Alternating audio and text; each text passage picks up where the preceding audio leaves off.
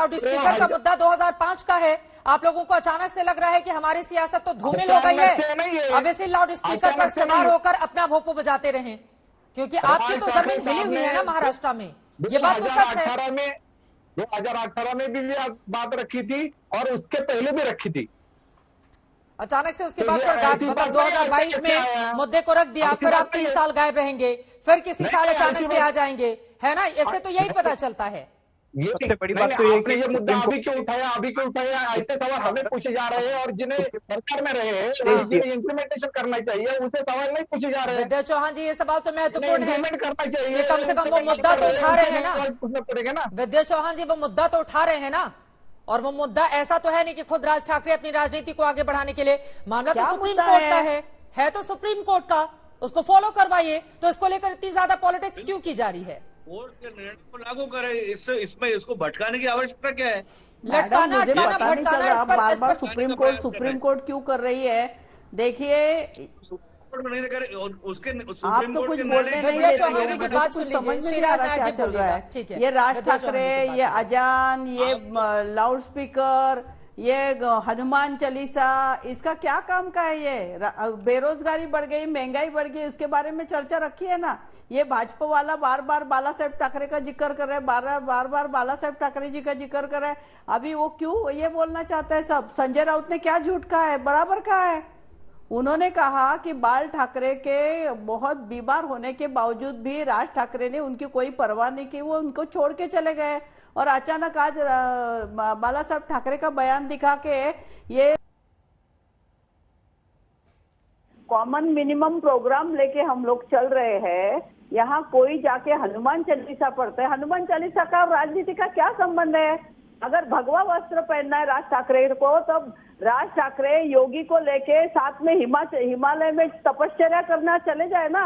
मेरा हिंदू धर्म, हमारा हिंदू धर्म तो यही कहता है कि आपने अगर भगवा पहन लिया है तो आप तपश्चर्या कीजिए। बाला साहब ठाकरे भी पहनते थे, विद्या चौहान जी कैसी बातें कर रही हैं आप? ये ढोंग क्यों कर रहे हैं? बाला साहब ठाकरे भी पहनते थे भगवा, आप उनको लेकर भी सवाल खड़े कर रही हैं। क्या बाला साहब ठाकरे जी नहीं पहनते थे भगवा?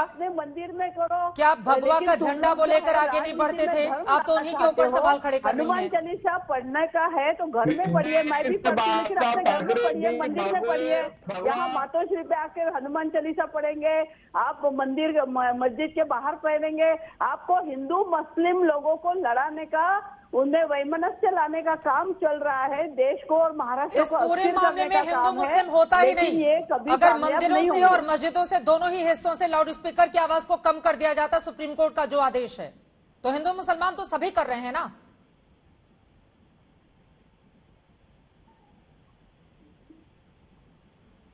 विद्या जी, आपसे ये सवाल है।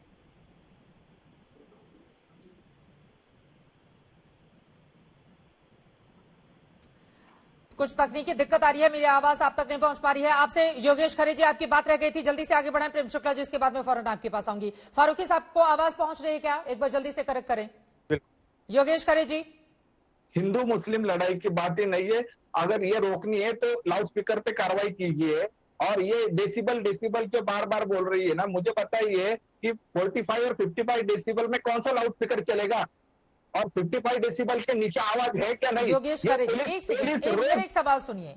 कुछ ऐसे मंदिर भी रहे होंगे जहां पर लाउड स्पीकर की आवाज जोरों पर रही होगी, क्या वहां पर जाकर एमएनएस के कार्यकर्ताओं ने हनुमान चालीसा पढ़ा लाउड स्पीकर के बदले लाउड स्पीकर? आप लोगों को भी तो मस्जिद ही नजर आया ना। पहले हिंदू मुसलमान की सियासत कौन कर रहा है? पहले मस्जिदों के ऊपर के निकलने चाहिए, बाद में मंदिरों के ऊपर ही निकल। पहले मस्जिदों के ऊपर से क्यों निकलने चाहिए? पहले मंदिर एग्जाम्पल क्यों नहीं सेट करे? क्योंकि आप देखिए, जो भी बहुत ही ज्यादा पीआईएल जो सुप्रीम कोर्ट पीआईएल जो मस्जिदों में और मंदिरों में दाखिल हुई है, वो ज्यादा से ज्यादा आप लड़वाना चाहते हैं क्या लोगों को? के ऊपर के लाउड स्पीकर के बारे में है, और जो मंदिरों के ऊपर के लाउड स्पीकर, आप हिंदू मुस्लिमों के दंगे कराना चाहते हैं क्या? दिन भर नहीं चलते, ये 365 दिन में 5 बार चलते नहीं होंगे मैडम, ये दंगे नहीं होंगे। तो पहले रोकिए ना। बहुत समझदार हो गए लोग अभी। नहीं, दंगे कराने भी नहीं है, दंगे होने भी नहीं चाहिए, हम उसी स्टैंड के। इसीलिए तो हमने कल बार बार दंगों का जिक्र क्यों किया जा रहा है? विद्या चौहान जी, यही है। विद्या चौहान जी, बार बार दंगों का जिक्र क्यों किया जा रहा है? मामला तो यहाँ पर लाउड स्पीकर का है, मामला तो यहाँ पर लाउड स्पीकर का है। बार बार दंगों का जिक्र के संदर्भ में सामने आया है। नवनीत राणा देखो जेल में गई ना हनुमान चालीसा पढ़ने का जबरदस्ती से। जो मारपीट होने वाली थी वो रोकी। आप बताइए, हमें किधर दंगे की बात ही नहीं है। चलिए ठीक है, आगे बढ़ते हुए फारूकी साहब, मेरा सीधा से सवाल है, कार्यक्रम के आखिरी हिस्से में है, ये बताइए क्या लाउड स्पीकर की आवाज मस्जिदों से भी धीमी होनी चाहिए? शिवसेना इसको लेकर कैसे आगे बढ़ी और 135 मस्जिदों के खिलाफ कब तक कार्रवाई होगी, इसके बारे में बताइए जल्दी से।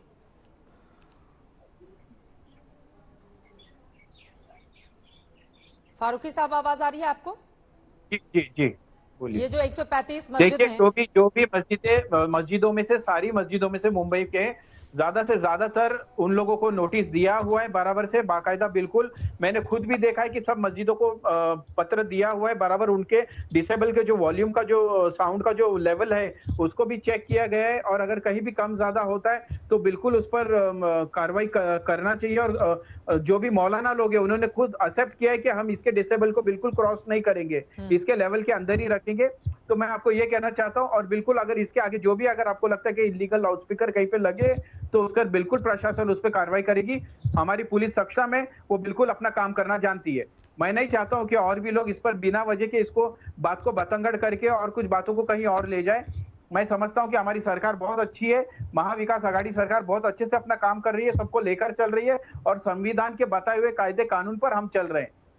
प्रेम शुक्ला जी, कानून का पालन किया जा रहा है महाराष्ट्र में और सबके खिलाफ कार्रवाई होगी। कानून का पालन नहीं किया जा रहा है, नहीं हो रहा है। मंदिरों पर कार्रवाई हो रही है, मनसे के कार्यालय पर अगर लाउड स्पीकर लग गया तो कार्रवाई हो गई, लेकिन मस्जिदों पर किसी प्रकार की भी कार्रवाई अब तक नहीं हुई है। और ये भेदभावपूर्ण जो नीति है, उसी नीति का तो विरोध हो रहा है। आप जहां समान नीति ले आएंगे वैसे विरोध खत्म हो जाएगा। अगर आपको लगता है कि राज ठाकरे इस पर राजनीति कर रहे हैं, आप मस्जिदों पर से लाउड स्पीकर उतरवा दीजिए, मंदिरों पर से भी लाउड स्पीकर उतरवा दीजिए, गुरुद्वारों चर्चों से भी उतरवा दीजिए। जिस तरह से उत्तर प्रदेश की सरकार ने सारे धर्मावलंबियों को विश्वास में लेकर क्रियान्वयन सर्वोच्च न्यायालय के निर्णय का किया, महाराष्ट्र में क्यों संभव नहीं है? महाराष्ट्र को भी उस मॉडल को कॉपी करना चाहिए और उस मॉडल के आधार पर कार्रवाई करनी चाहिए। लेकिन ये तो करेंगे नहीं, ये तो उल्टा कहेंगे कि भगवा वस्त्र जो पहना उसको हिमालय भेज दो, बल्कि जो हिरवा वस्त्र पहना हुआ हो उसको गद्दी पे बैठा दो। कि हर मस्जिद को एक एक लेटर दिया गया, नोटिस दी गई है, क्या आपने जानने की कोशिश की है इस बात को? अरे नोटिस दिए जाने के बावजूद अगर ये स्थिति है कि मतलब आप नोटिस भी भेज रहे हैं, उसके बावजूद उल्लंघन हो रहा है, तो यानी कि आपकी सरकार का जो इकबाल होना चाहिए कानून व्यवस्था के मुद्दे पर, नोटिस भेजने के बावजूद इस तरह की स्थिति कैसे पैदा हो जाती है? वो भी एक दो नहीं, 135। ये सवाल तो पूछा जाएगा ना। और हिंदू मुस्लिम के चश्मे को अगर हटाकर यहाँ पर मंदिर हो, मस्जिद हो, कोई भी धार्मिक स्थल हो, अगर वहां पर लाउड स्पीकर को हटाने या आवाज कम करने की बात की जा रही है तो उस पर हिंदू मुसलमान आप ही लोग कर रहे हैं।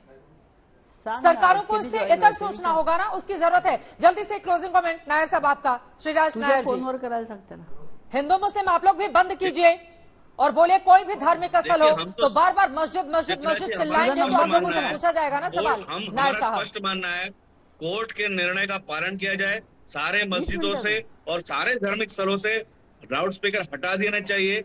नागरिकों को पीसफुली शांति प्रिय तरीके से जीने का हक है। तो आप लोग धार्मिक स्थल बोलिए ना, बार बार मस्जिद मस्जिद मस्जिद, एक ही लाइन आप लोग रटते रहते हैं। धार्मिक स्थल बोलिए ना।